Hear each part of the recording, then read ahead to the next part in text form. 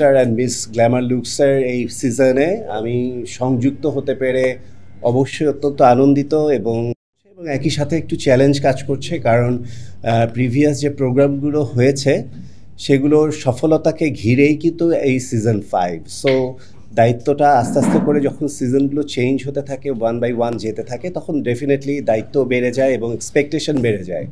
So সেই এক্সপেকটেশনের জায়গা থেকে যখন আমার যুক্ত হওয়া বা এই সংযুক্তিটা, সেটা হচ্ছিল ডেফিনেটলি আমার জন্য একটু চ্যালেঞ্জের, কারণ ডেফিনেটলি আমাকে অবশ্যই অনেক বেশি ভালো করতে হবে এবং এই জায়গাটায় আমার কাজের দায়িত্বটা অনেক বেশি এবং আরও নিষ্ঠার সাথে এবং সততার সাথে এবং খুবই সূক্ষ্মভাবে এই যে কন্টেস্ট্যান্ট যারা আসবে বা যারা পার্টিসিপেট করবে তাদেরকে নিয়ে এই যাত্রাটা যেন আমরা খুব ছেঁকে বেছে খুব সুন্দর সুন্দর কন্টেস্ট্যান্টদের বা প্রতিযোগী বা শিল্পী বা মডেল, আমরা যেটাই বলি না কেন, এই লুকগুলোকে বের করতে পারি, সেটার জন্য আমার চেষ্টার কোনো ত্রুটি থাকবে না।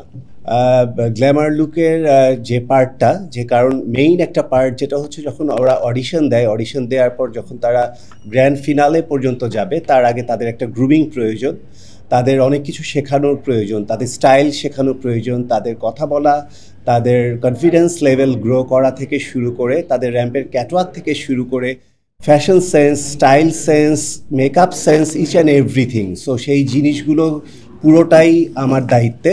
তো তাদেরকে আমি ওই গ্র্যান্ড ফিনালে পর্যন্ত তাদেরকে আমি সেই গ্রুমিং করব এবং তাদেরকে তৈরি করব। আমার যতটুকু চেষ্টার কোনো কমতি থাকবে না। এটা তো আমার স্বপ্নের মতো, এটা আমার একটা সাধনার মতো। তিনি আমার একজন, মানে কি বলে, এত প্রিয় একজন মানুষ, প্রিয় একজন অভিনেত্রী, তার গুণে তার আসলে বর্ণনা করতে গেলে এই প্রোগ্রামটা অন্য মাপে চলে যাবে, তাকে নিয়ে শুধু বলতে হবে, দিন রাত শেষ হয়ে দিন চলে যাবে। সো তাকে আমি অসম্ভব শ্রদ্ধা করি আর ভালোবাসি, সেটা রোজিনা আপুও জানেন। তো আজকে সেই রোজিনা আপুর সাথে এই টোটাল এই প্যানেলটাতে বসতে পেরে আমি অত্যন্ত গর্বিত বোধ করছি এবং অনেক সৌভাগ্যবান মনে করছি, এবং সেটার সুযোগটা করে দেওয়ার জন্য জয়, রোজিনা আপা, সবাই মিলে যেই আজকের যে টোটাল টিমটা, এখানে সবার প্রতি শ্রদ্ধা রেখেই বলছি। সোহেল ভাইকে অসংখ্য ধন্যবাদ যে আমাকে এখানে যুক্ত করেছে এবং আপনাদের সাথে কথা বলার সুযোগ করে দিয়েছে।